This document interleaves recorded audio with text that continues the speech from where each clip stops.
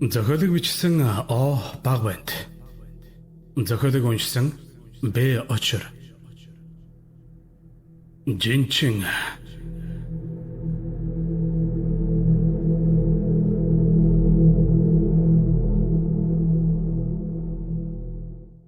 Өргөн их говийн цайдам шаргал хөндийг нэг их цагаан тоос босоод ургах нартай таширлан дөнертэж үзэгдэн. Энэ нь ганц бургастай хөндийг уруутсан 100 илүү тэмээдийн хөлөөр боссон тоосаач. Хөндийг уруутсан тэмээн сүргийн сүүл хавьд сүргийг тууж яваа 2 морьтон явах бөгөөд бадарч лувсан гих ирчүүд болоо. Өргөн шанаа ширүүн хуудас сахалтай бие бахим цээж ханхар нэгэн ир улаан хүрэн дээлийг сугалдаргалж өмссөн байгаагаад гартаа 9 баримын тэнцэн дашуур атгажээ. Энэ ирийг бадарч гэн. Харин шарга морь унсан халтардуу лам дээлэн эв хавгүйхэн өмсөж овоодон малгай хилтгий тавьсан орсгой шүттэй туранхай шар ирийг лувсан гэхвэлгөө. Тэд тийм хэсэг явсаар нэгэн жижиг толгойн өвөрдөх булгийн тархинд дэрмэгц тууж явсан тэмээдэн орхиод дөрөө мулталцгаав.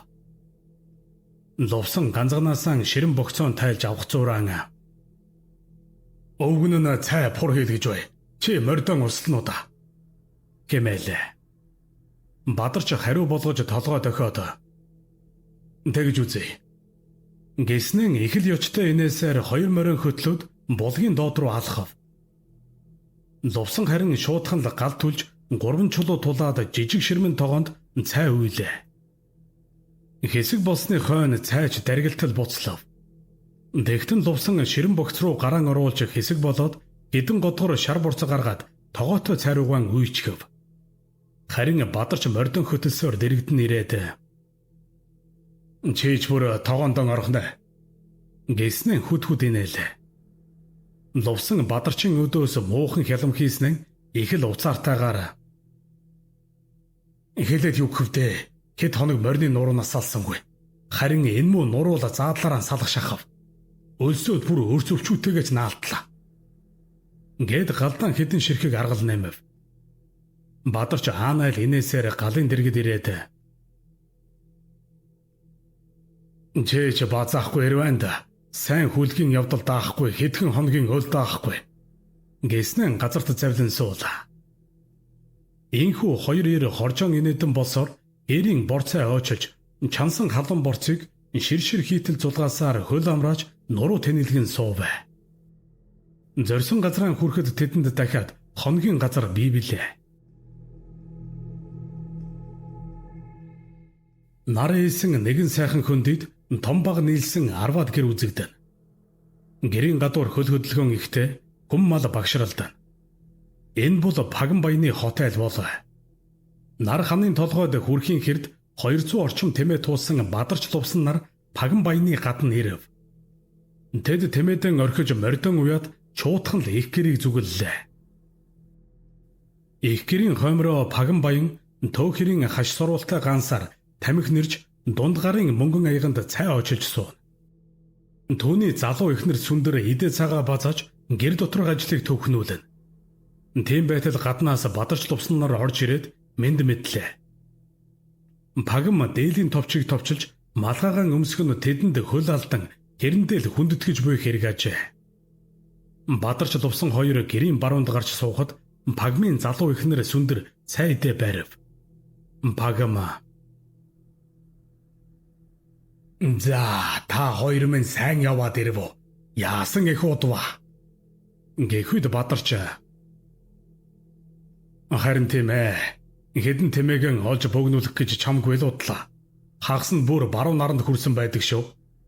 Эмээгээд аягтай цайнаас ойчлоо. Пагам хариу инээмсэглээд мон та 2 сайхан цайлж аваад эргээд нэг мордохонтай.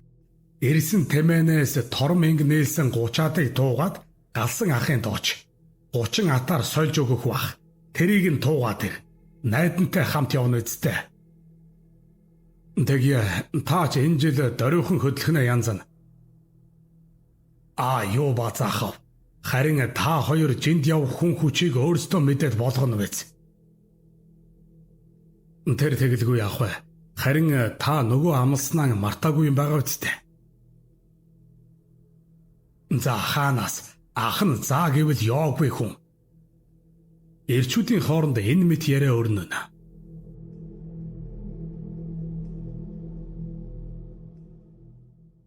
Ихүүдийн хойно хөдөлсөн бадарч тэргүүтэй 3 үдшийн бүрийтэй уралдаж галсангийн хүрлээ.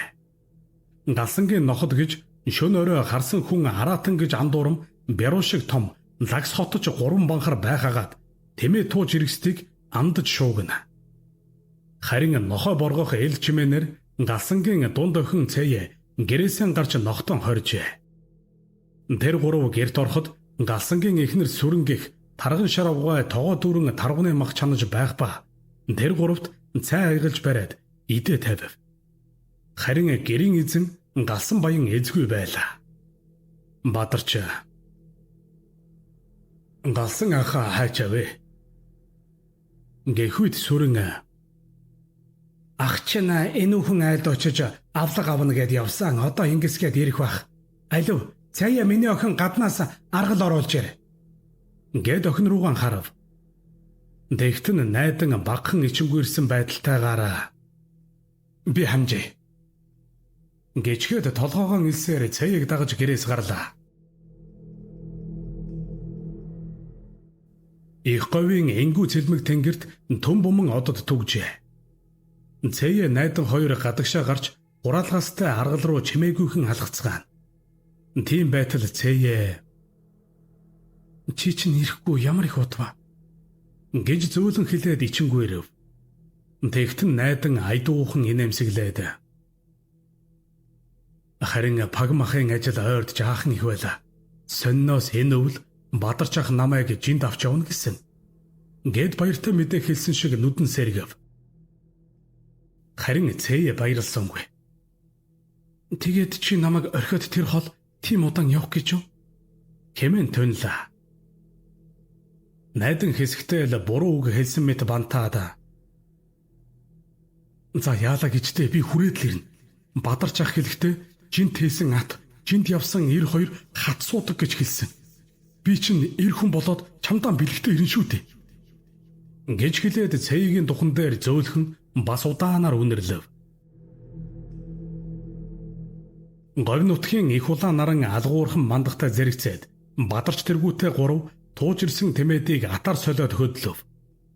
Найдан лувсан 2 тэмээг ширүүхэн туух бол бадарч элдвийг бодож архантай чогшин. Бадарч за та энэ жил хэн хэнийг нь авч явдгийн билээ байц. Ямар тач найданг авч явъя. Залуу хүн юм үзэж ядарч зүдэрч үзэг. Пагам ямар хүн шиг харж үзэх биш. Хөөхий хүүг шатсан гэрийн буйрнаас олсон гэдэг. Өдий 17-8 жил төрсөн дүүгэл гэж итгүүлж яваа хүнтэй. Мөнхийн нууц гэж юу байхсан бэлээ. Намхай хөгшин явна гэж зөрөөд байх юм. Уулан ч холын замд эрдэм чадалтай.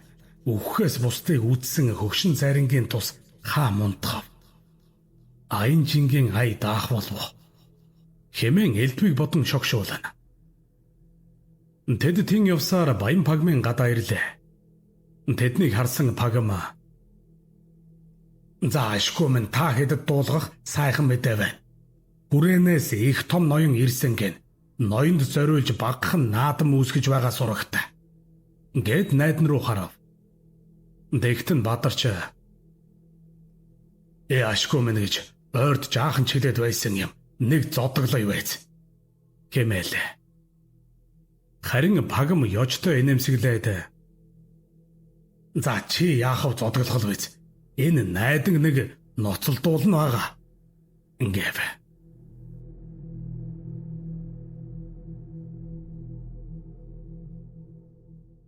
Захан харагдахгүй их говийн нэг жижиг дэнж дээр зөөлөн салхинд дэрвсэн олон асар босчээ.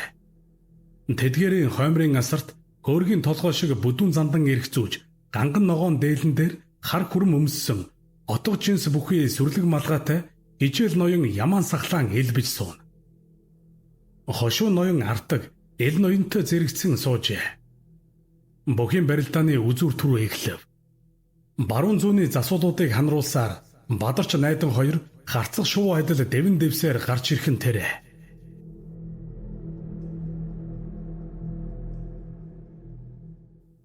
Орчлон хорвоо бүхэлдээ танан өнгөөр гүйж өвлийн жихүүн салхи хацар нүрийг нь шахуурдан. Паган баяны гадаа баавга чон үнэг булах хонь ямаа адуу үхэр зэрэг мал амьтдын арьс шир төмөн зүйлийн эмийн ургамал зэргийг ачсан 100 гаруй атан тэмээд хөдлөх цагаан хүлээж хэвтэн. Харин ачаа хөсгийг зэхэж дууссан бүгдээр тэмээдийн дэргэд зогсоцгоо. За бүгдээрээ гэрт орж зайлаад морин цагтаа хөдлөхүүд гэх пагмын дуунаар ирчүүд бүгдээр их гэр өд орцгоо. Бадарч болоод намхаа зайран тэргүүтээ лувсан найдан тулга очир дамб нарын жинчид нутгаас гараад Бээжин ороход тунчигдөгчээ. Одоо ердөө 5 өртөө явхтал зорьсон газартаа хүрэх болоод байв. Нэгэнт үдшин бүрий угтсан тул жинчид бүгдээр жодгор майхнаа босгож хээрийн улаан гал ноцоочээ. Бадарч намхай нар нэгэн жодгорын үүдэнд хээрийн борцоо хойчилжсон. Намхай зайран хэсэг бодол болсноо Бадарч үүд харж инээмхийлээд энэ найдан хүү мөн сайхан ир болжээ. Чамтай үзүр булаалдаад өвдөг шороотно гэдэг энэ хүүгийн төдий хэрийг харуулсан явдал шүү. Бүхийн замд нь шуудхан орволвол яасан юм хөө хэмээлээ.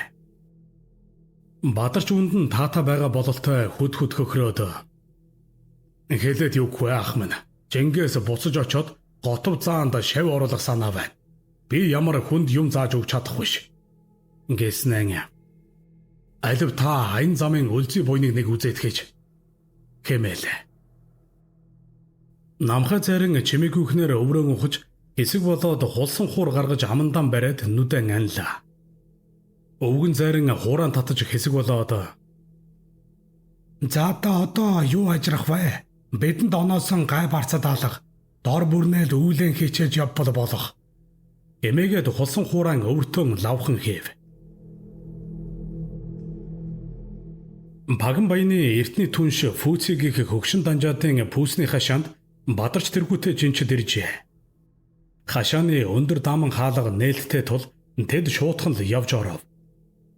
Фүүци данжаад тэднийг найр тавьсан харцаар ширтсээр өөрийн байшингийн үүднээ зогсох бол зарц баралгууд нь тэмээдийн өмнөр хойгуур гүйлдэж хөл болно.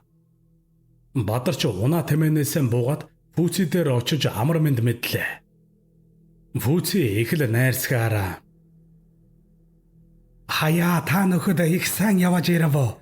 Дотогш марила. Эмэн өрнө. Монгол жинчид бүгдээр хятад данжаадын зэгсэн зоогийн ширээнэ тухалжээ.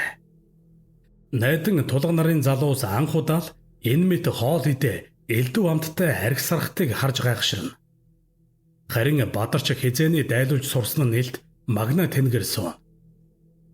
Данжаад Фүүци хурууфчин чинээ хундахтай хар архийг хоёр гардаж донжтой бариад монгол жинчин нэг бүрлүү ёсрохгоор дохив.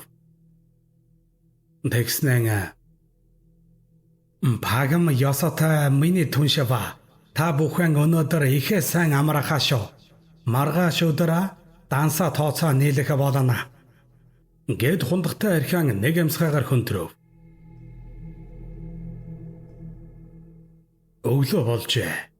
Бээжингийн нар говийг шиг цэлмэг мандадгүй ачаа. Бараан саралтах их утаа үнээр дундаас нарны цагаан гэгээ муухан ёлтолцож харагдана. Эртлэн босч пүүстэй данс тооцоо нийлж ховор нандин бараа таваар ажсан жингийн суваа халах нутгаан зориход бэлдэнэ. Жинчид бүгдээр өөр өөрсдийн бэлчинэндээ тааруулж худалдаа харилжаа хийн. Харин найдан сэтгэлд бүсгүй цээдэн сувдан шигтгэе бүхий хос мөнгөн ээмэг авчээ. Найдан ээмгээ байн харж тогтож чадах сэтгэлэн дарж чадахгүй нэмсгэлсээр явна.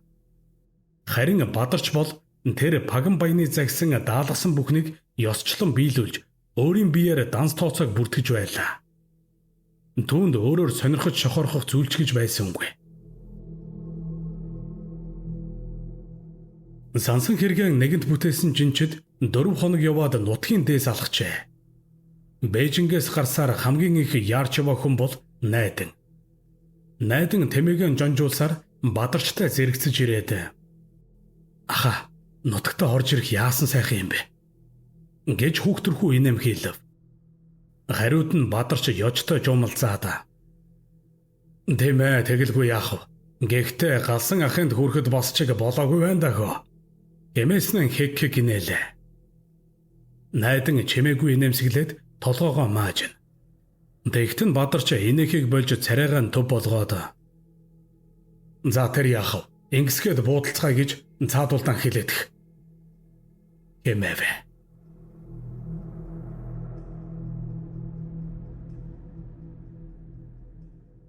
Намхай зарин зүүдлэн. Түүний зүүднээ ногоон дээлтэй их хуу цахал болсон өвгөн хүн нэг их манан будан болсон уулын орой дээр сууж үзэгдэн.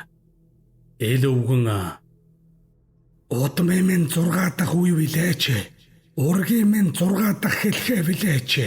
Ухаан санаагаан цэгцэлж урдах замаа харж явахгүй яавда. Халаг. Хамт яваа нэгэн чинь харилгийн бие давхар бүсгүйг хайр инэрлгүй гутааж. Хар амин игүүтгсэн бүсгүйн сүс амирлалгүй халуун мөрөөр чинь шинжлээд нэхэж айсвэ. Хэмээлээ. Дэгтэн намхай зарин өвдөг бохирн суугаад одоо яадаг вилээ дэдэс минь оноотой харга юусан билээ. Ингээв. Өвгөн ялтнаан тэрэнд хаялтай биш. Хаяад та нарт тустаач биш. Нутгаан тэмц. Нялх балчраас насан өдөл болтлоо надаас үг сонссны хэргийг энд л гарга. Чи бол Тэнгэрийн улаач. Чи бол миний хөвөө. Зөвгснэн хичээ. Зүуд зөнгөө мана. Гэвэ. Намхай зарин нойрносон сэрэв. Тэр өндөж суугаад хэсэг бодлогошров. Заяан гэж. Яасан болчомгүй ямар инэрлгүй лүдэн бидэнтэй явна вэ? Юутаач эртхэн хөдлөе. Гэж бодмогцсон дэрэгдэн унтах Бадарчийг дуудлаа. Бадарч нүдэн нухалсаар өндөгөөд намхай руу гайхсан байртай харна. Намхай. За дүү минь өндөж эртхэн хөдлөе. Онг тэнгэр зүүдэнд бууж ёр зөөгнөв. Гэд утаар санаа алдлаа. Бадарч хариудна. Юу тэрвэ ах минь би сайн угсангүй. Хэмээв. Зарин дуугарсангүй хэсэг бодол болоод зам урт заяа байвал аандан учраа мэдэгдэн эртхэн ачааллыг хүүхэ. Гэд дээлэн нөмөрсөөр майхнаас гарав.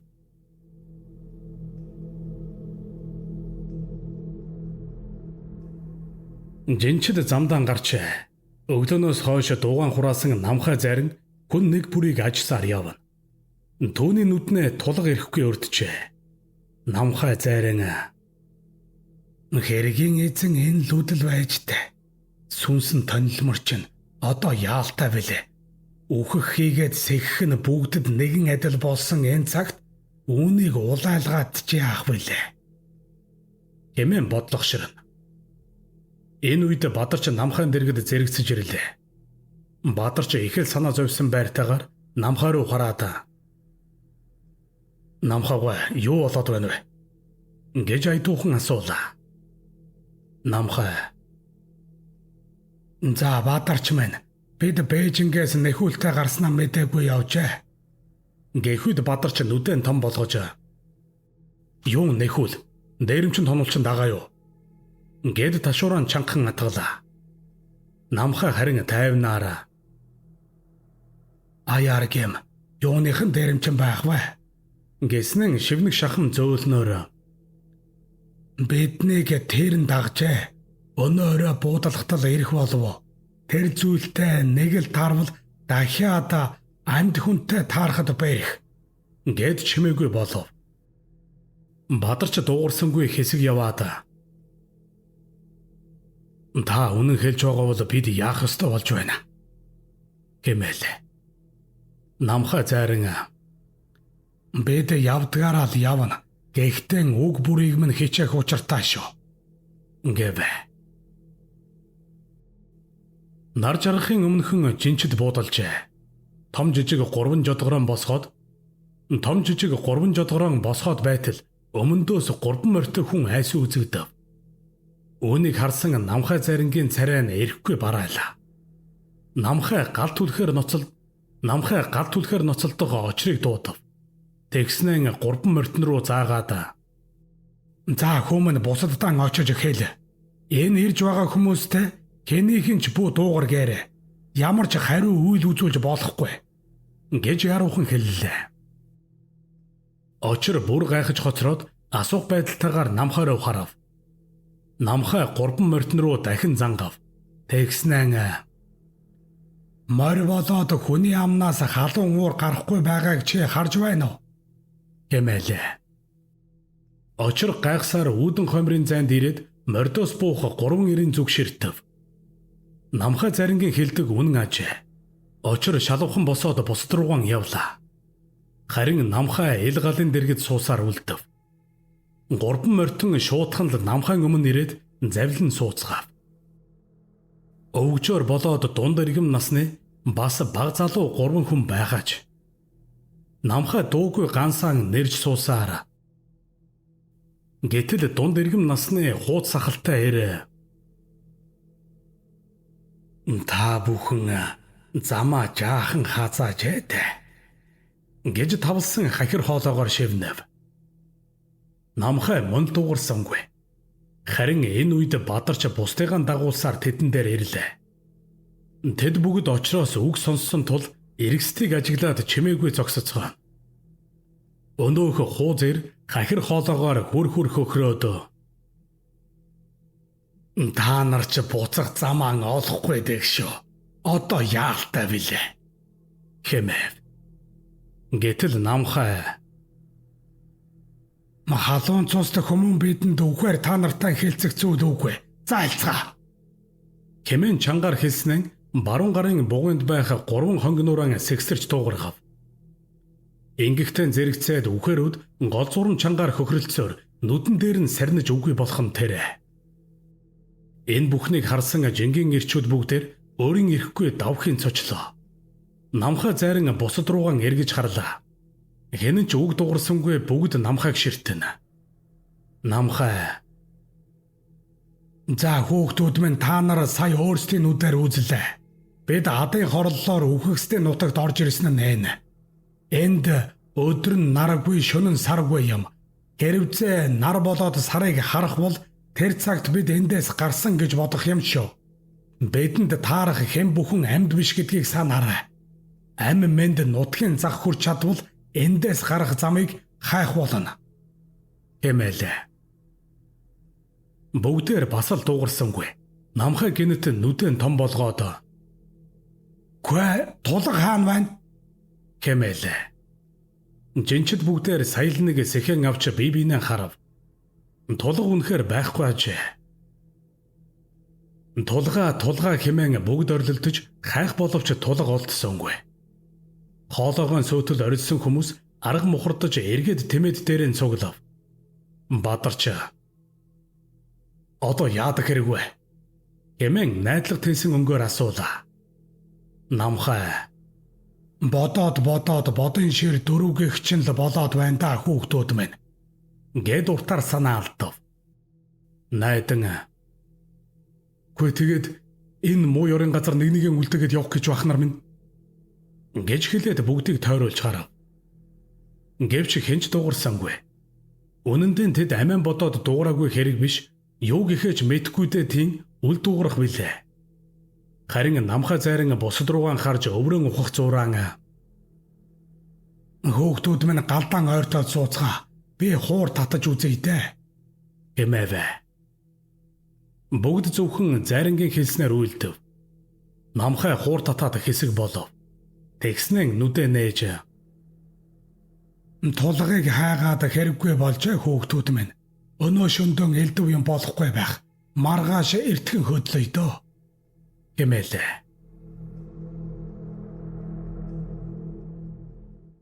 Тэнгэр тарагдах наран үгүйч өглөө болсон нь элт мэдэгдэн. Тэмэнжин цааш хөдлөлөө.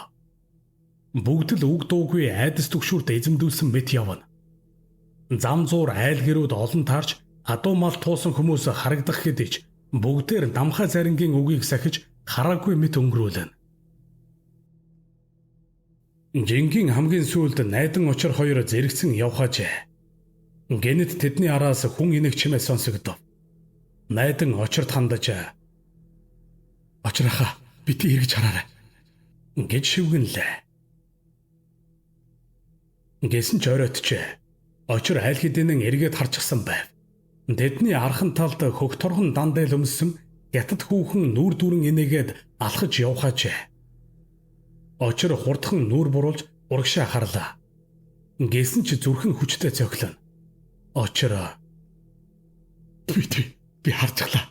Энэ данжаадынд байсан хятад хүүхэн байх шүү дээ гэж аяархан шивнэв. Найдан харин дуугарсангүй.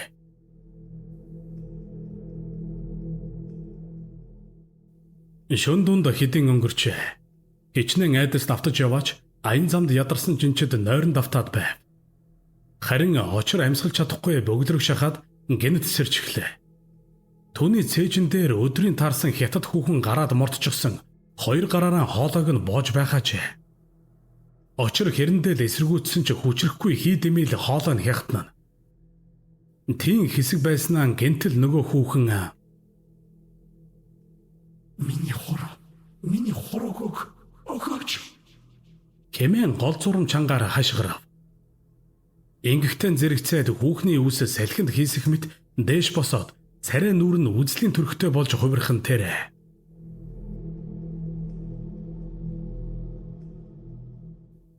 Гэгээ орхын дөнгөж өмнө лувсангийн давсгын чинэрээд сэрчгэв. Тэрээр энэ болоод байгаа явдлаас айж эмэх боловч ирэхгүй гадаалжээ. Дувсан гадааллаад буцаж майхандаа орох гэтэл ойролцоох хэвтэж буй тэмээдийнх нь хойно нүдний буланд нь нэг юм өртөг шиг болоход хамаг биенийх нь шар ус босон хармааргүй санагдсан ч яалтчгүй харчихлаа. Тэнд хамаг хувцаан тайлсан чармай нүцгэн очроо дээш гараад хэвтэж байхан дээр. Лувсан өөрийн ирэхгүй дуу алдаж намхаа зарин чангаар дуудаж хашгирлаа. Лувсангийн дуунаар бүгд л сэржээ. Тэд бүгдээр лувсан дээр ирэв. Лувсан чимээгүйхнээр очрын зүг заана. Очрын хамаг биеийн хөрөөд мод болчихсон байх бөгөөд 2 нүдийг нь ухаад хоолойг нь хурц зүйлсээр сийжсэн мэт болсон байна. Намхаа зарин түүнийг хараад их л эвгүйцэж бусдтаа хурдан ачаалахыг сануулад эргэх гэхэд нүдэнд нь нэг зүйл торхон тэрэ. Голдан хэвтэх очрын цээжин дээр үхээ дудсан хүний хурууны зэвхий цагаан яс ёр дуудах мэт нумран хэвтэж байхан тэрэ. Намхаа шалавхан хөдөлцгөөе. Хүүрэнд гар хүрэх хэрэггүй гэж хэлчихэд эргэв.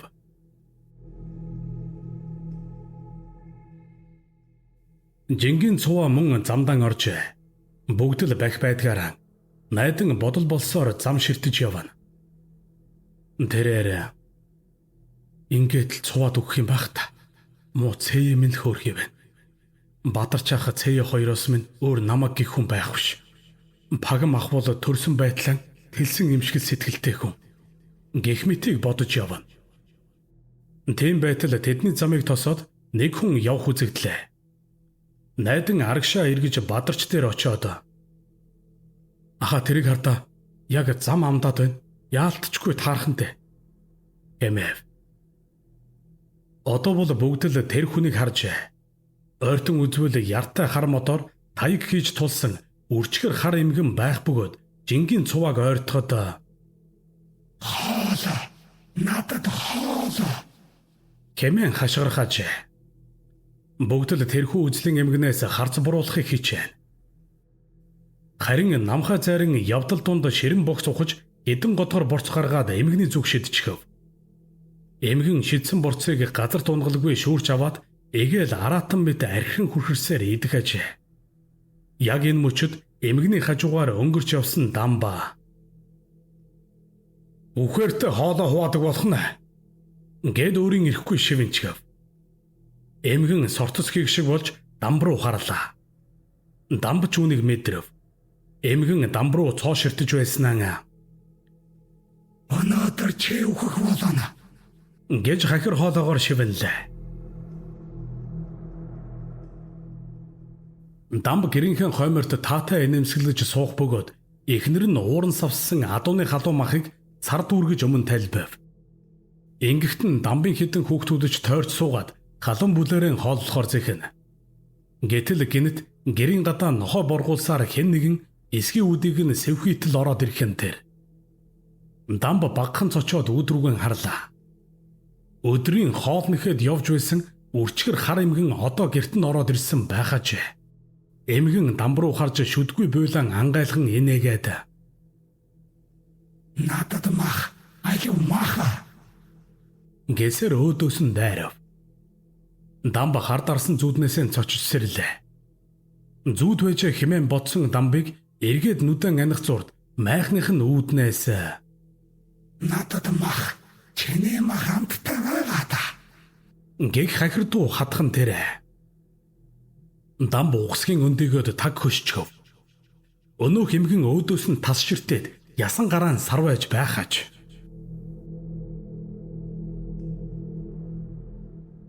Дамбахаа гэж хашгирах найдангийн дуунаар бүгд сэрв.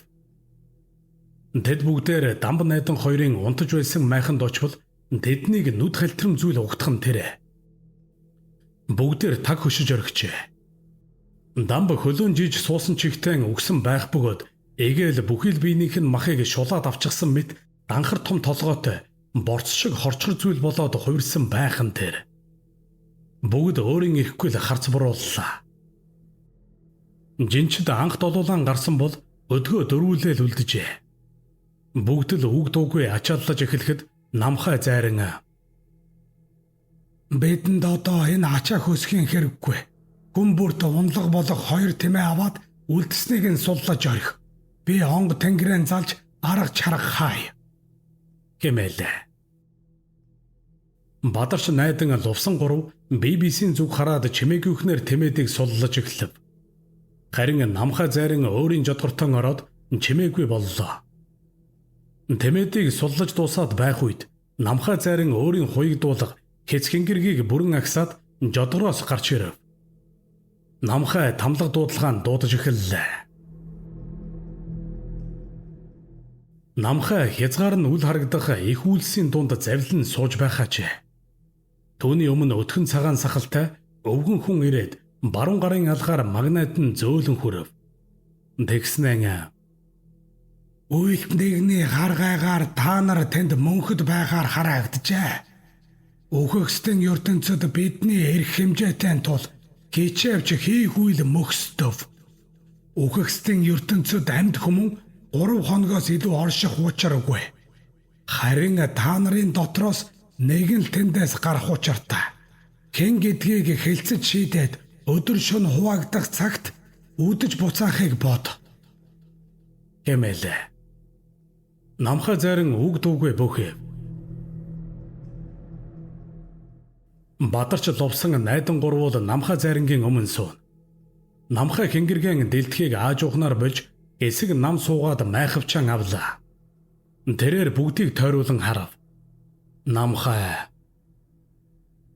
Оршоо хүүхдүүд минь энэ хүрээд бидний хөл мухардав. Эндээс бидний нэгэн л анд гарах учиртайг онг тэнгэр айлтлаа.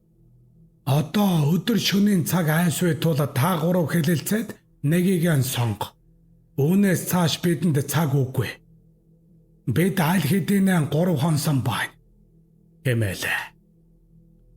Бадарч лувсан хоёр ямар ч эргэлзэлгүйгээр найдан руу харав. Найдан үүнийг нь мэдээд ихэд сандарчаа. Үгүй та нар яагаад намайг тэгээд 3 хонохоор яана? Гэхдээ Бадарч үгийг нь таслаад дөөмөндөө чи харнал хараа байна. Бидний хэн хэн маань үзхэн үзэж туулхан туулсан хүмүүс. Эргэж очоод эр хүн шиг цээгэн аваад хол яваарай. Би уг нь пагмаас сүндрийг гуйна гэж бодож явсан юмсан. За тэр яах вэ? Аваад гэргийг нь нөхрөөс нь гуйдаг ёс хаана байлаа.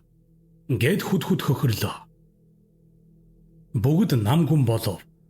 Дахиад хэнэж дуугарсангүй. Харин энэ үед үдшийн бүрийн нөмөрч эхлэх нь тэрэ. Найдан чимээгүйхэн суугаад ганцхан тусал нулимс унгав. Намхай зайран За бүгд наашаа сууцгаа шөнө айсвэ. Эмээлээ. Бадарч лувсан найдан гурав зайран дойртож газарт нэгэн хүрээ үүсгээд завилж сууцгаалаа. Өдөр шөнийн зааг аль хэдийн ирж Орчныг цагаан гэгээ нөмрөв. Намхаа зайран тэнгэр өөд хараад Мөн хөөх тэнгэр минь өршөө. хэмээн шивнэлээ. Чингисний хойно найдангаас бусад гурав нь завилж суусан хэвээрэн орог сарал чулуу болж хувирхан тэр. Найдан өөрийн ирэхгүй харцаан буруулж нүдэн ханилаа.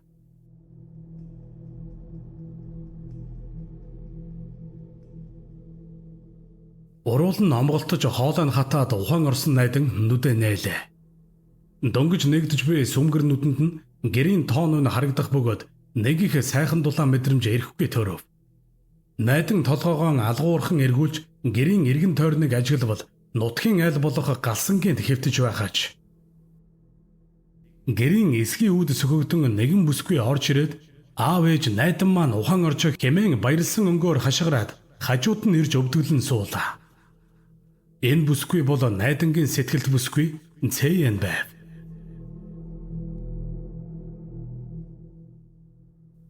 Гурван жилийн дараа сайхан хармаар унсан найдан яралцлал хатруулсаар нэгэн их хөндөд орж ирэв. Тэрээр газрын баримжааг харах мэт энэ тэрийг ширтэн. Тэгснэн амандаан Момбай гэж зөөлөн шивнэлээ. Тэр шулуухан явсаар нэгэн хонхорт ирээд мориноосоо буув. Тэр хонхорт суугаа хүний хэртэй 3 саарал чулуу хээрийн тулга мэт чандамлан байхаач. Найдан чулуудын зүг хараад сөхөрч суулаа. Найдан өршөө ачлалт ах нар минь хэмээн дуулдаг төдий шивнэв.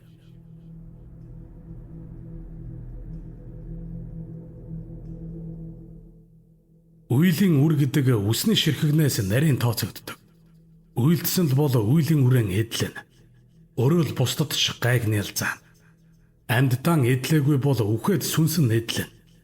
Муу санаа муу үйлдэл амьдын ертөнцөдөж, завсрын ертөнцөдөж хар толгой дээр чинь харандаг болон хураагдсан бай.